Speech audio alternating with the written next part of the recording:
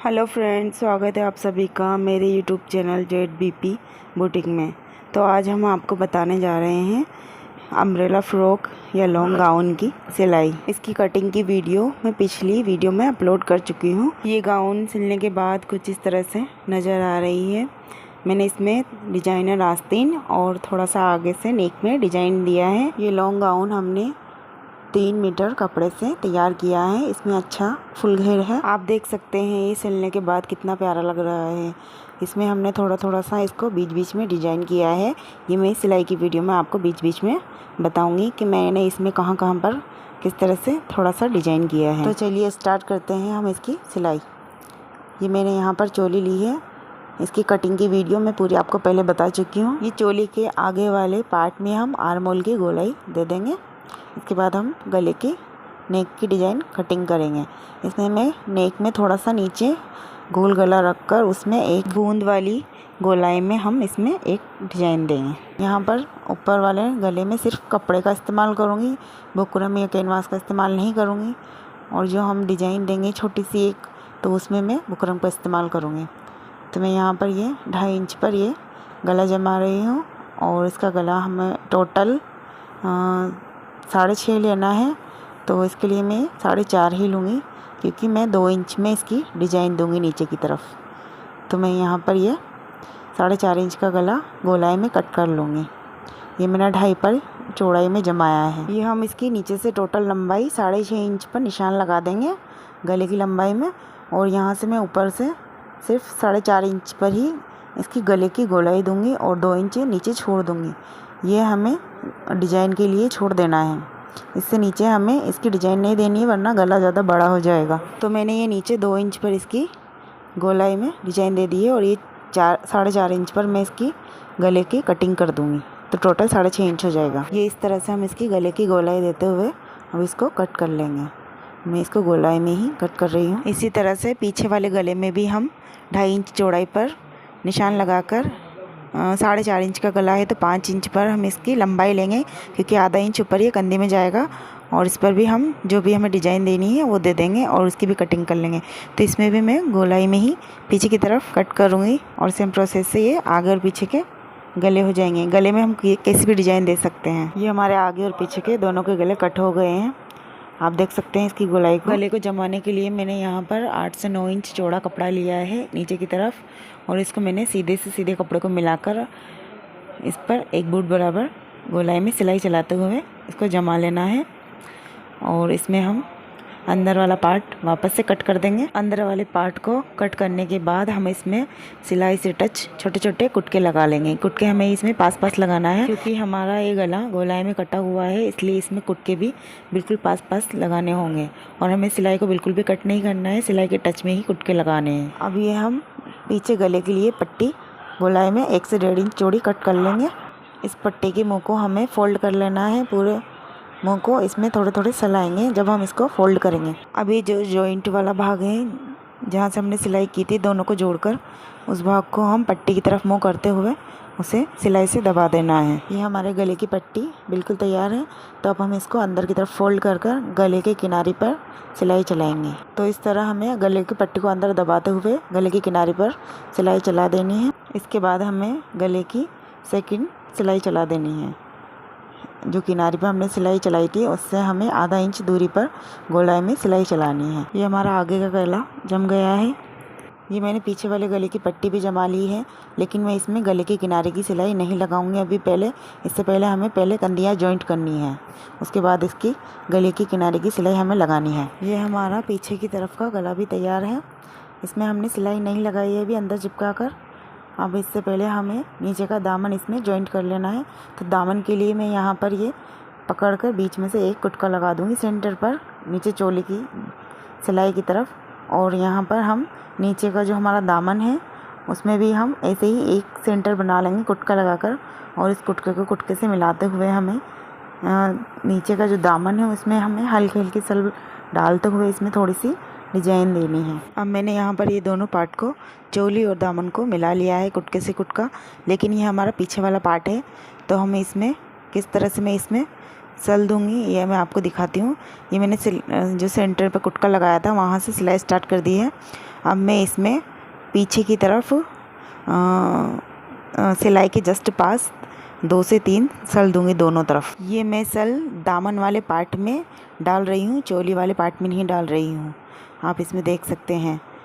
और जब हम आगे की तरफ चोली जोड़ेंगे, इसका पार्ट आगे वाला जब जोड़ेंगे, जॉइंट करेंगे, तो उसमें मैं जस्ट नाभि से ऊपर सल दूंगी आगे वाले पार्ट में।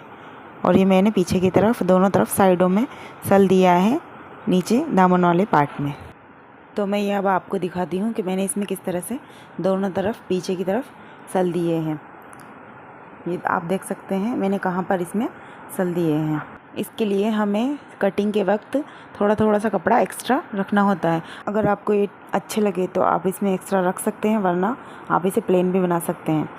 ये मैंने आगे की तरफ इसमें भी सल दे लिए हैं और ये जस्ट नाभि के ऊपर की तरफ है, सामने की तरफ ये साइडों में नहीं दिए हैं मैंने इसमें। अब हम इसकी कंदियाँ जॉइंट कर लेते हैं। कंदियों को हमें इस तरह से जॉइंट करना है। जो हमने आगे वाला पार्ट का जो गला था उसमें हमने सिलाई लगा ली थी, अब उस वाले भाग को हमें जो पीछे वाला ये पार्ट है, यहाँ पर जो सिलाई की जॉइंट का हिस्सा है, इसमें अंदर टच करके इसको इस पर फोल्ड कर देना है। आधा इंच चौड़ी सिलाई हमें इस पर दबाते हुए चला देनी है। आप देख सकते हैं बिल्कुल इसी तरह से।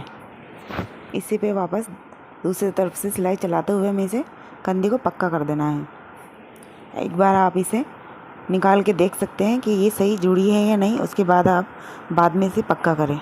ये यहाँ पर आप देख सकते हैं ये कितनी फिनिशिंग से बनी है। इसका जॉइंट इस तरह से कंधी दबाने के बाद अंदर चला जाता है और ये बाहर बिल्कुल भी नज़र नहीं आता, एकदम परफेक्ट तैयार होता है। इसी तरह से हम दूसरी कंधी भी इसकी जॉइंट कर लेंगे। तो ये दूसरी कंधी भी मैंने सेम प्रोसेस से जॉइंट कर ली है, आप देख सकते हैं। अब हम इसकी गले की पीछे वाली किनारे पर भी सिलाई चला लेते हैं और इसी तरह से हमें किनारे पे सिलाई चलाने के बाद उसके जस्ट पास आधा इंच गोलाई में एक और सिलाई चला देनी है। तो ये हमारा गला भी पीछे का बनकर तैयार हो जाएगा। अब हम इसकी आस्तीनें भी चढ़ा देते हैं। ये मैं यहाँ पर सेंटर की जगह पर आस्तीन में भी थोड़े थोड़े सल दूंगी।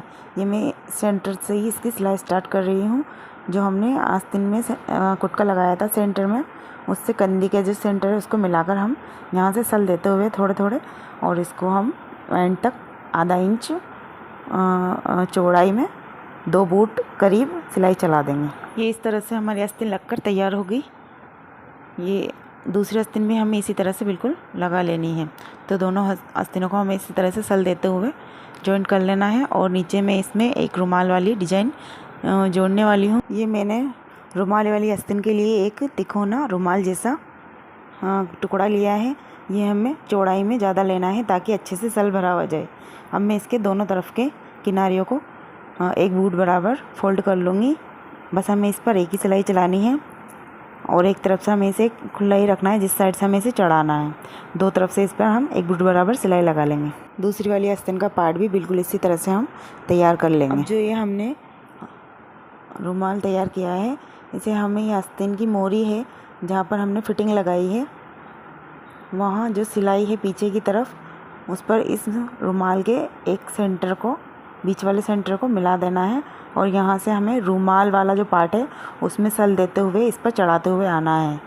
और जो हमारा आस्तीन का ऊपर का मेन पॉइंट है, बीच का सेंटर, वहाँ पर हमें रुमाल के दोनों कोनों को आकर मिला देना है। इससे सामने की तरफ वाला पार्ट रुमाल का खुला हुआ रहेगा। आपको इसके आस्तीन की डिज़ाइन देखकर भी अंदाज़ा हो जाएगा कि मैंने किस तरह से इस पर ये रुमाल वाली आस्तीन की डिज़ाइन सेट की है। तो ये आप देख सकते हैं मैंने इस तरह से इसकी आस्तीन की डिज़ाइन इस पर जॉइंट की है। इसको देखकर भी आपको पता चल रहा होगा कि किस तरह से इसको मैंने इस पर सेट किया है। तो बिल्कुल इसी तरह से हमें इसकी आस्तीन वाली, रुमाल वाली आस्तीन की डिज़ाइन देनी है। इस रुमाल को चढ़ाने से पहले हमें जो आस्तीन की मोरी है उसको पहले फोल्ड कर लेना है, उसके बाद उसकी फिटिंग लगा लेनी है, उसके बाद हमें ये रुमाल उस पर चढ़ाना है। तो ये मैंने पहले मोरी इसकी फ़ोल्ड कर ली थी और उसके बाद मैं इसकी फ़िटिंग की, जो भी हमारी आस्तीन की फ़िटिंग है वो लगा लूँगी। उसके बाद मैं इस पर ये रुमाल नीचे से जॉइंट करूँगी। ऊपर की तरफ से जहाँ मेन पॉइंट है वहाँ पर हम इसका एक पार्ट रखेंगे, एक कोना, और वहाँ से सल देते हुए हम दूसरी तरफ से पूरा राउंड घूमते हुए इसको जॉइंट कर देंगे। ये मैंने आपको 2 तरीके से ये आस्तीन चढ़ाने का तरीका बताया है। इस तरह से हम ये दोनों आस्तीनें तैयार कर लेंगे। ये बनने के बाद कुछ इस तरह से नज़र आएगी। ये बहुत ही सुंदर लगती है, सभी को बहुत पसंद आती है। अब जो ये हमारे घेर का जो जोड़ था, नीचे जो हमने कटिंग में आपको बताया था किस तरह से इसका जोड़ कटिंग किया था हमने, उसको हम जॉइंट कर लेंगे। इसके बाद हम इसके साइड में जो हमने फिटिंग के निशान लगाए थे उस पर हम इसकी फ़िटिंग लगा देंगे। दोनों तरफ से निशानों को एक बराबर करके हम उस पर फिटिंग के निशान लगा देंगे और इसकी हम फिटिंग ऊपर से नीचे की तरफ पैक कर लेंगे। उसके बाद हम इसका नीचे का जो दामन है उसको या तो हम पिको भी करवा सकते हैं या फिर मशीन से भी हम उसे फ़ोल्ड कर सकते हैं। आप चाहे तो पिको करवा लें या मशीन से फ़ोल्ड कर दें और यह हमारी फ़्रॉक या गाउन बनकर बिल्कुल तैयार हो जाएगी। अगर आपको मेरी वीडियो ये बताने का तरीका, ये मेरे समझाने का तरीका आपको पसंद आता है तो मेरे चैनल ZBP को सब्सक्राइब कर लें। मेरी ये वीडियो दूसरों को भी शेयर करें, मेरे चैनल को लाइक करें, कमेंट करें।